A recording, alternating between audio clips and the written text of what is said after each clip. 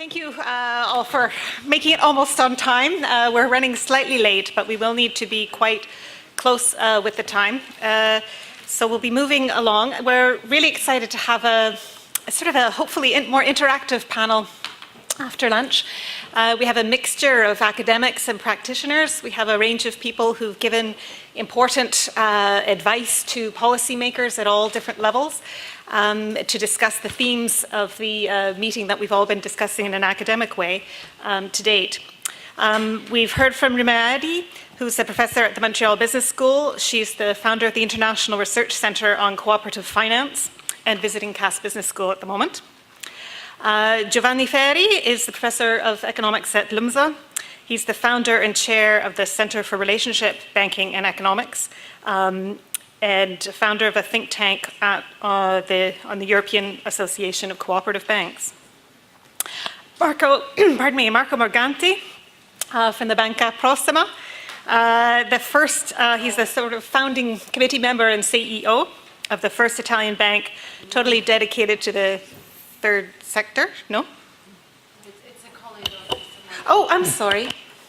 No problem, I changed Mr. my Ratti, name. Mr. Ratti, okay. Signor Ratti. Pardon me. We'll get this one right, I hope, with Maximilian Martin from Lombard Odier, but he's here more in his academic capacity. He's a visiting professor at St. Gallen. We heard him a little bit earlier about impact investment, and he'll be sharing his ideas. He's been embedded in several banks on the philanthropy side of major commercial banks. So we wanted to kick off really just with some questions, and I'm going to set out maybe 4 themes that they fall into. One of them is profits and profitability. How important are profits?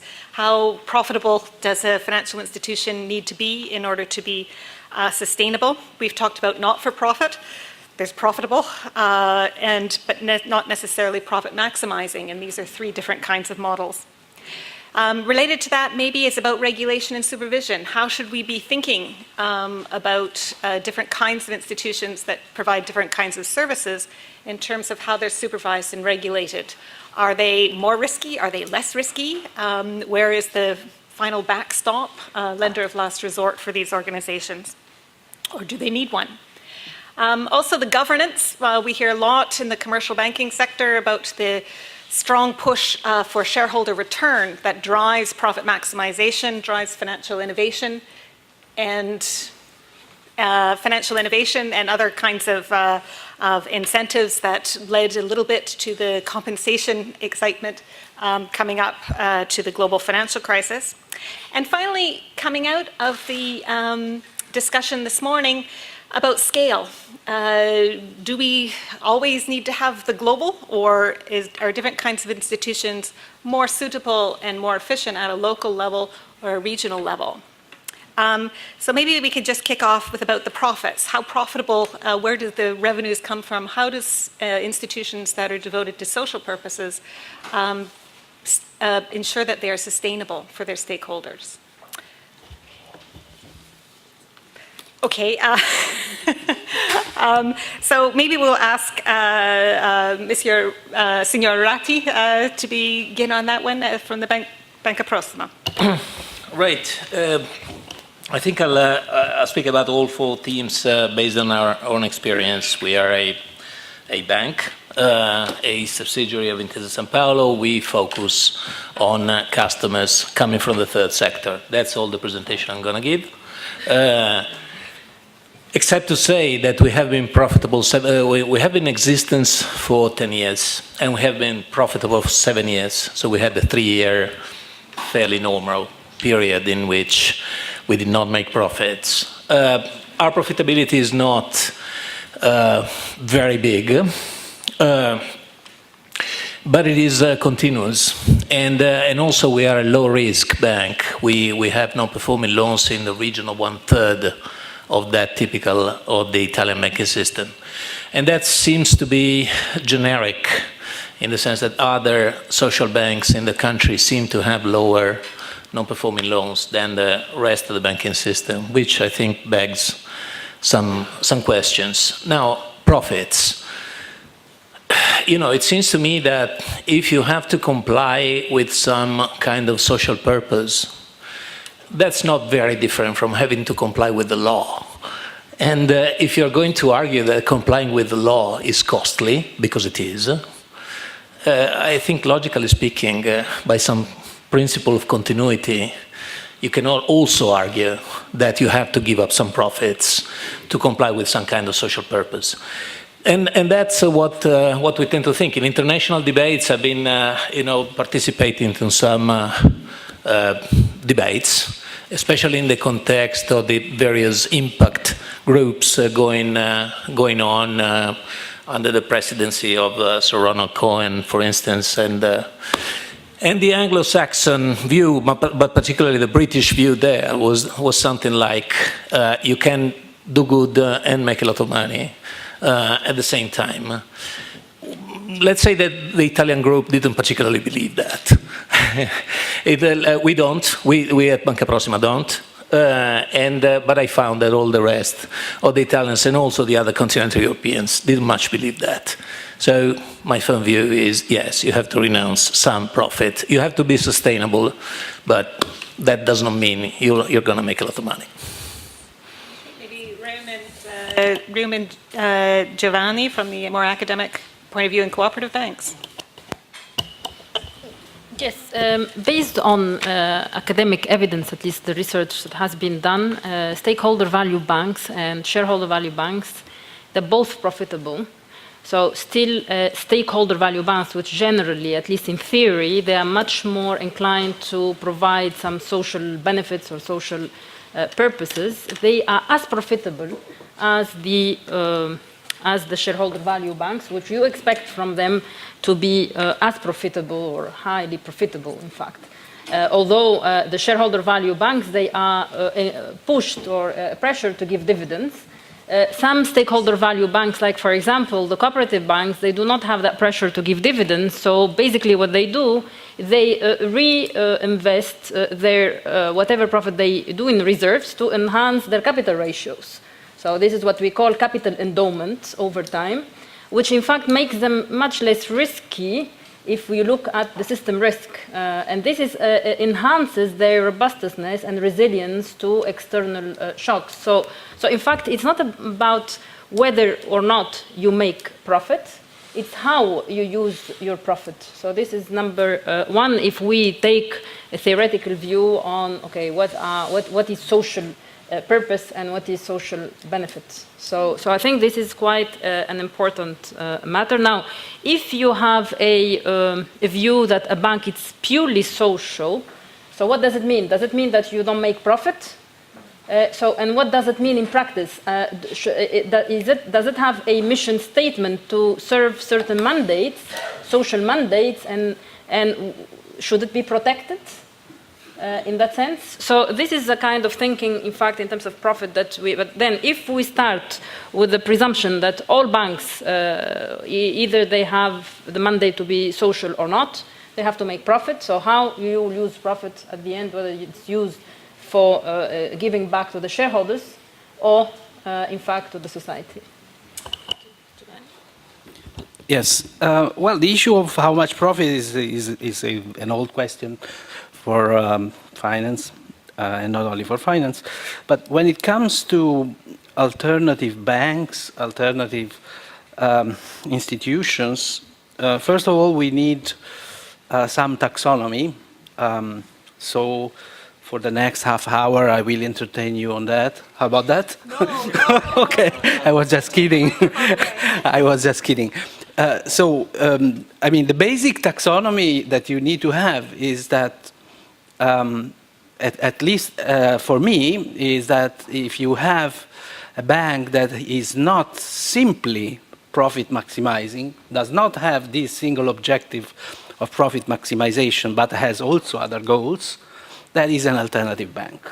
It is a weak definition, if you wish, but there is a mission. Now, if you take this as the taxonomy, then then the following question is, why do we need alternative banks? Why do we need to have that mission in financial institutions? And a possible answer, at least the answer that comes to my mind, is that we know that there are parts of society and maybe environmental issues as well.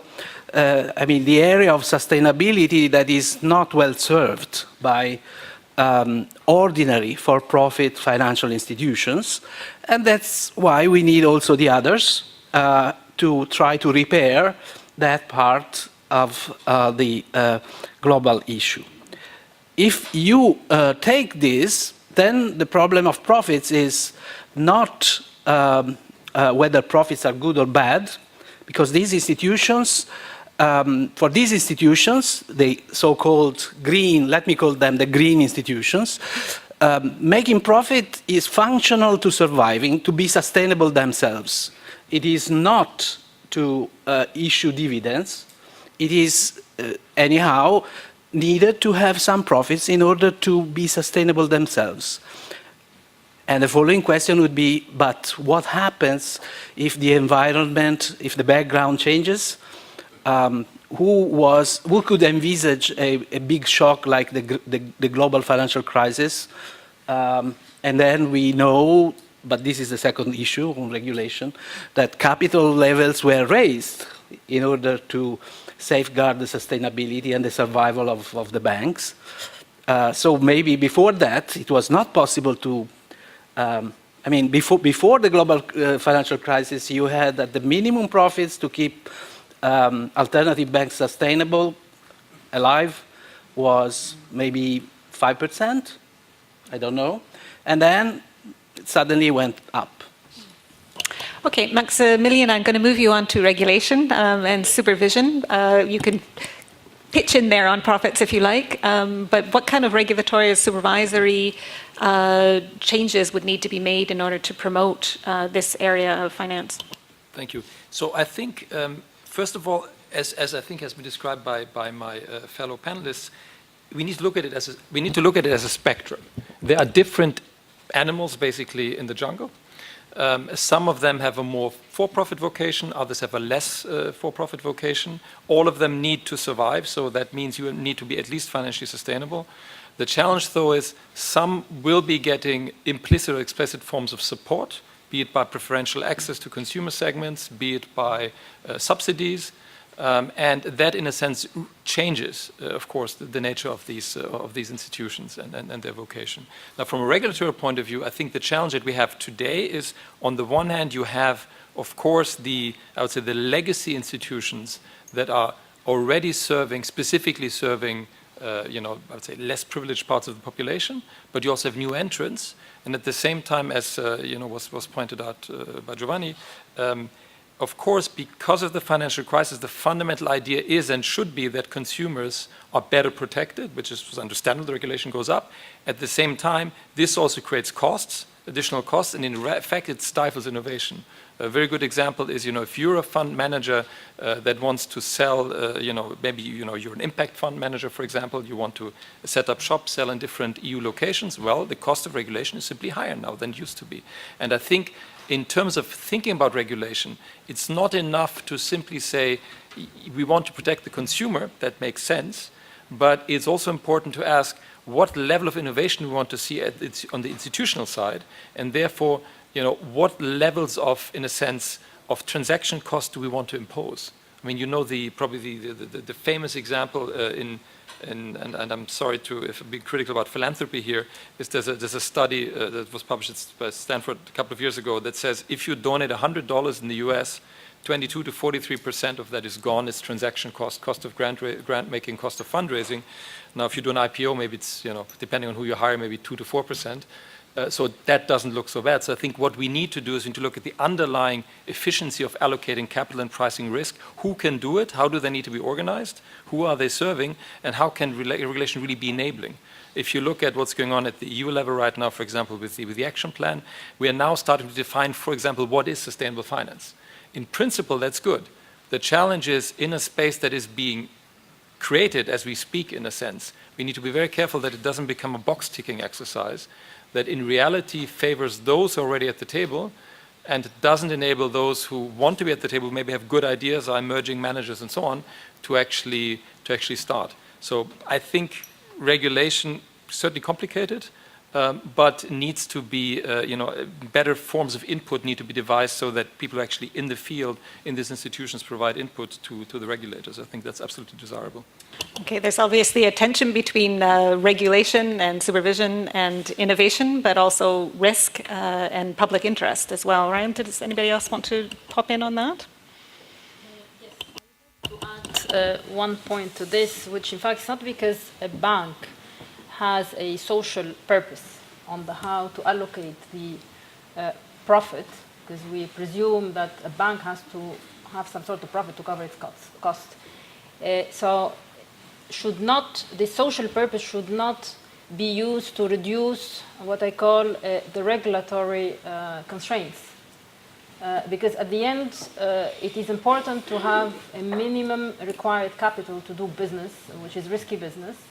So the fact that having a social, what I call inclination, should not be used to do a race to the bottom and then say we can have less capital to do the business, right? So this is quite important. So you need still to do the risk management and the risk assessment and the risk management over time, and to ensure that your asset side is covered by appropriate liabilities and capital.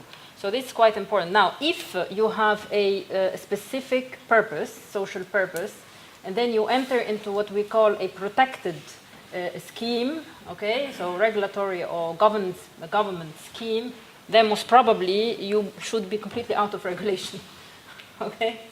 And that's because you have a very clear mandate to do certain things, but this type of players, they have to be extremely well monitored, okay?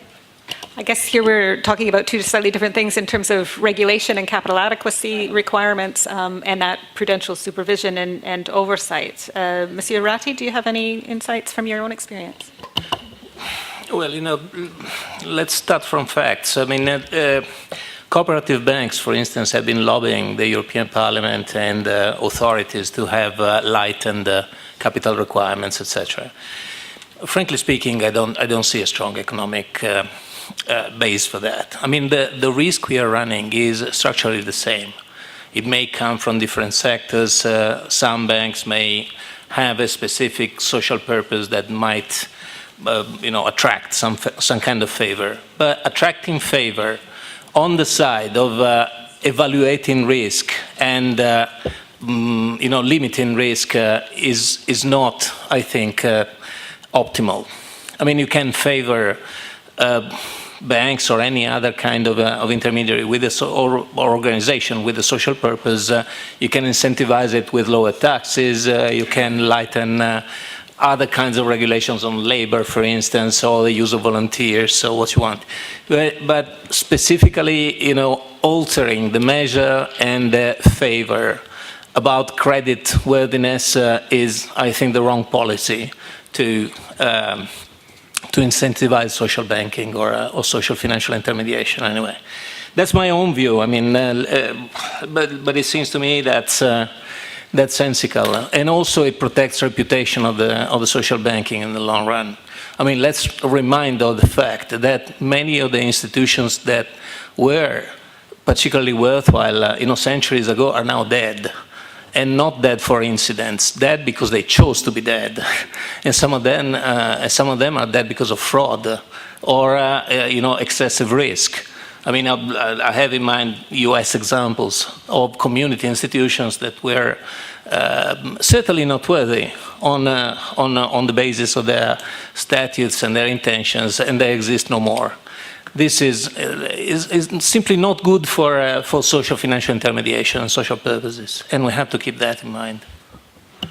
I think that was a theme that came out when we were particularly looking at the early modern sort of examples and the potential there for corruption when there's not clear oversight.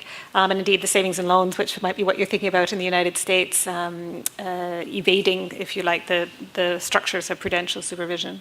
A lot of what we've been talking about is sort of social welfare provision, it seems to me, in the historical examples of the kindergarten or the education of daughters of prostitutes or these sorts of social provisions. are we barking up the wrong tree here and trying to resolve those questions and those gaps through financial institutions when it probably should be the state or taxation, which is a bit more transparent? Do you have any views on that? Well, I think that subsidiarity can do a lot there. We don't need necessarily the state to step in, and there are plenty of examples about that. But certainly having friendly financial institutions that will provide some support, not only financial support, but we're talking about seeding something, implanting something in society, or safeguarding that there is something in society that has a different culture, a different approach. It's not only profits or non-profits, it's having a different approach.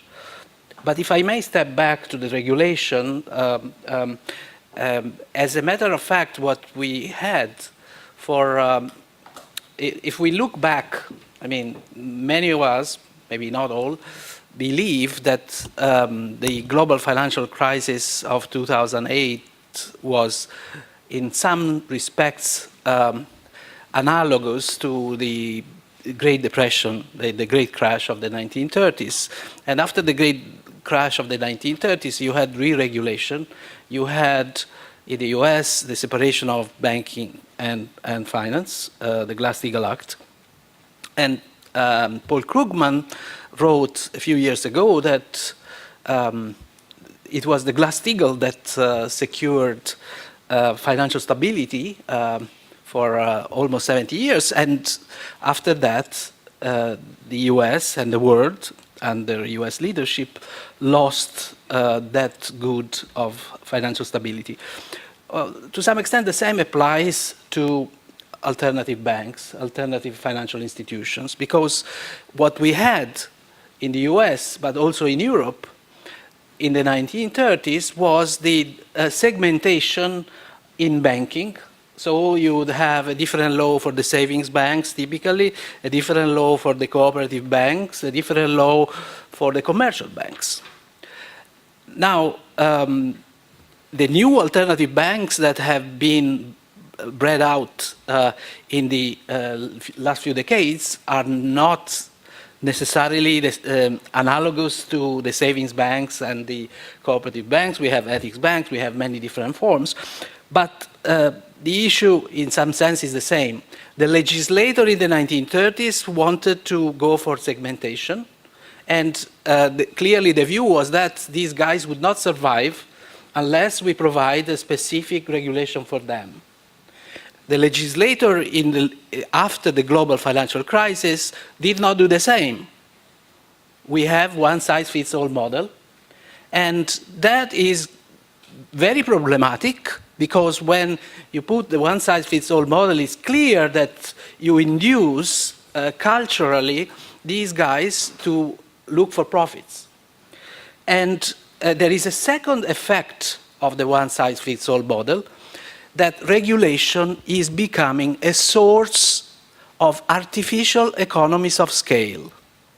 Because in order to be compliant with the regulation, if you apply the same regulation to a small bank and to a big bank, the small bank will bear proportionately higher costs. So there will be a tendency for smaller banks to be disadvantaged and to build the idea that they have to grow in order to survive. And that spoils the system.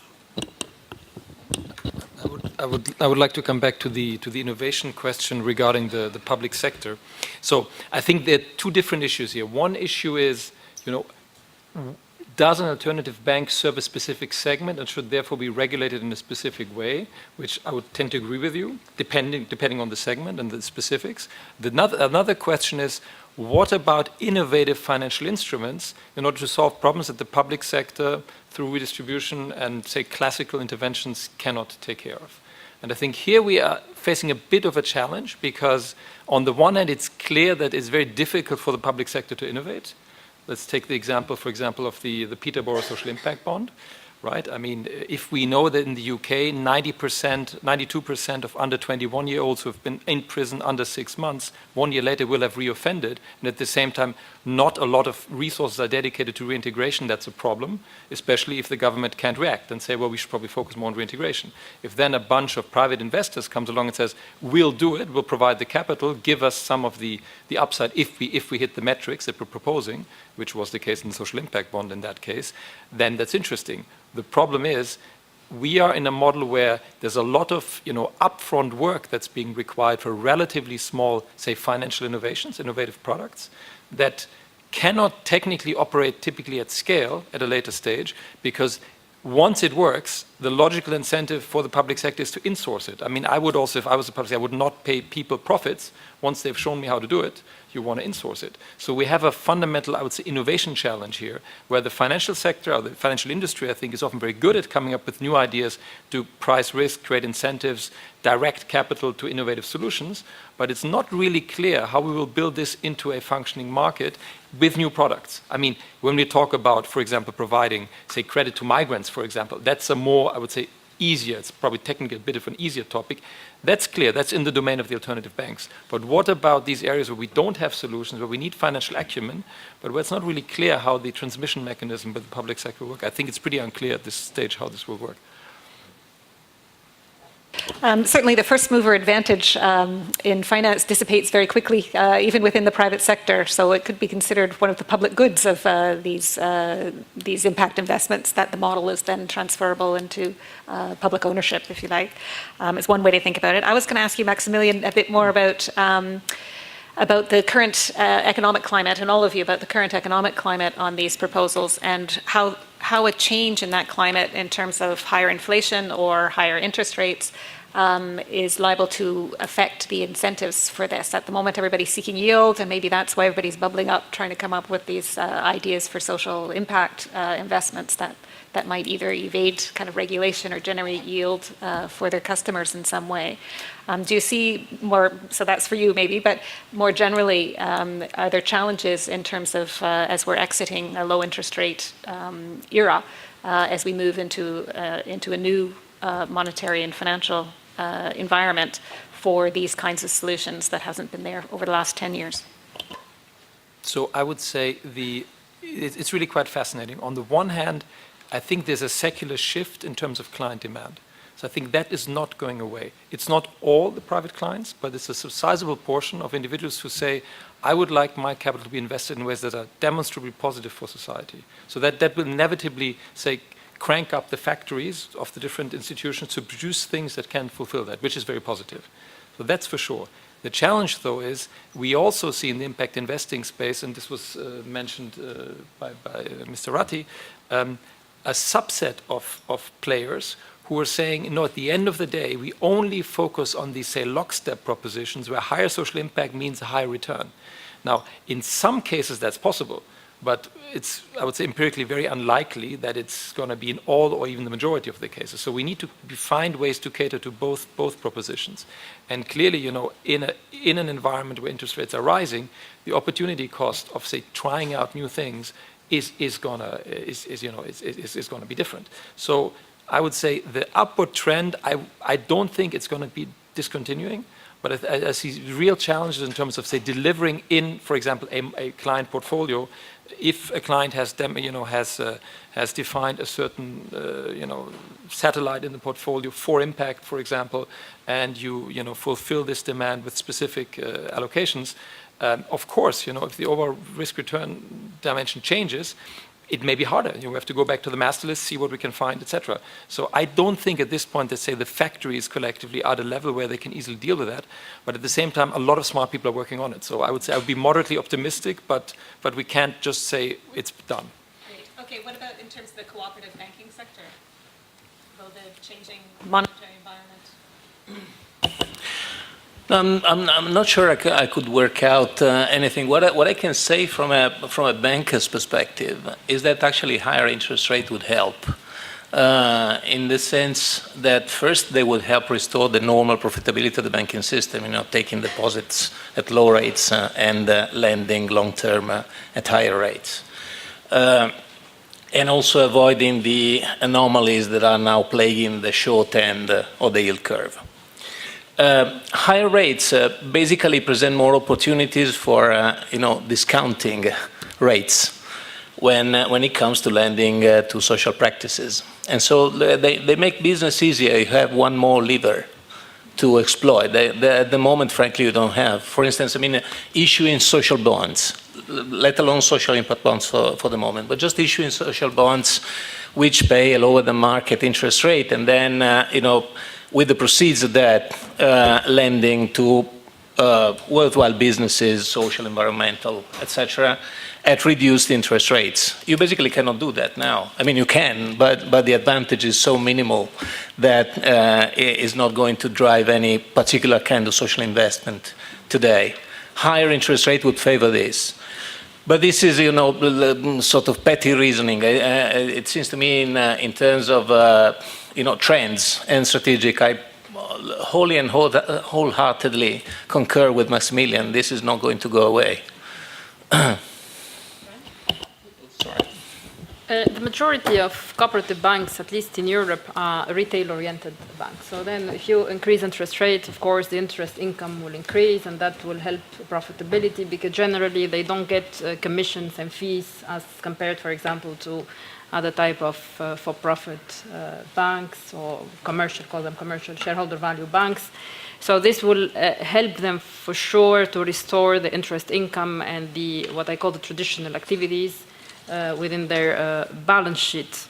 Now, of course, they need to pay much more attention, especially now because there is what we call the social pressure, and overall to dedicate more of their earnings to social objectives. Now, in the case of cooperatives, in fact, since it's a membership type of institutions, so they have the membership or the members' surplus. So whatever this means, it's not clear. So if, let's presume this is clear, then there is always a social impact, because the members are part of the society, and this is one member, one vote. So if really the governance, and then I touch your point on the governance, if the governance is well enforced and there is a clear clarity between who is on the top of organization, whether they enforce really the democratic structure of a cooperative, then most probably this is a great contribution to the society.